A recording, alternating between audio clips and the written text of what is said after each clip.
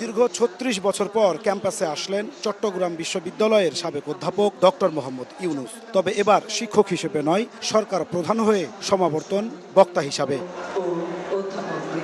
বুধবার দুপুরে অনুষ্ঠানস্থলে প্রবেশ করেন প্রধান উপদেষ্টা। এ সময় হর্ষধ্বনি আর বিপুল উৎসাহে স্বাগত জানান অংশগ্রহণকারীরা। আনুষ্ঠানিকতার শুরুতেই বিশ্ব দারিদ্র দূরীকরণ ও অর্থনীতিতে বিশেষ অবদান রাখায় প্রধান উপদেষ্টা ডক্টর মোহাম্মদ ইউনুসকে সম্মানসূচক ডি.লিট ডিগ্রি প্রদান করা হয়। এ সময় অধ্যাপক ইউনুসের হাতে সম্মাননা ও সার্টিফিকেট তুলে দেয় বিশ্ববিদ্যালয় কর্তৃপক্ষ। এরপর প্রধান উপদেষ্টা ডক্টরেট ডিগ্রিধারীদের হাতে সনদপত্র তুলে দেন। সমাবর্তন বক্তব্যে প্রধান উপদেষ্টা ফিরে যান তার শিক্ষক জীবনের স্মৃতিতে। বলেন, নোবেল পুরস্কারের বীজ বপন হয়েছিল চট্টগ্রাম বিশ্ববিদ্যালয় থেকেই। এজন্য বিশ্ববিদ্যালয়ের প্রতি কৃতজ্ঞতা প্রকাশ করে ডক্টর ইউনুস বলেন, ব্যবসা কেন্দ্রিক সভ্যতা আত্মঘাতী। এজন্য তিনি মানুষের কল্যাণে ব্যবসার আহ্বান জানান।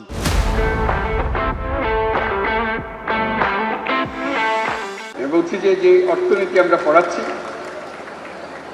এই অর্থনীতি ব্যবসার অর্থনীতি, মানুষের অর্থনীতি না। যে কোনো অর্থনীতিবিদ্যার যদি শুরু করতে হয়, মানুষকে দিয়ে শুরু করতে হবে, ব্যবসাকে দিয়ে না। এ সময় প্রধান উপদেষ্টা বলেন, আগামীর ভবিষ্যৎ কেমন হবে তা ঠিক করবে ছাত্র সমাজ। গবেষণার মাধ্যমে বিশ্বকে আয়ত্ত রাখার জোর দেন ডক্টর ইউনুস। আমরা যে ধরনের বিশ্ব গড়তে চাই, সেই বিশ্ব গড়ার ক্ষমতা আমাদের আছে, সকল মানুষেরই আছে। কিন্তু আমরা গতবান্ধা পথে চলে যাই বলে আর নতুন পৃথিবীর কথা আমরা চিন্তা করি না। সমাবর্তনে অংশ নেন প্রায় 23,000 গ্রাজুয়েট। এছাড়া সমাবর্তনে 42 জনকে পিএইচডি ও 33 জনকে এমফিল ডিগ্রি প্রদান করা হয়। দীর্ঘ 9 বছর পর সমাবর্তন, তাই বিশ্ববিদ্যালয় জুড়ে উৎসবের আমেজ।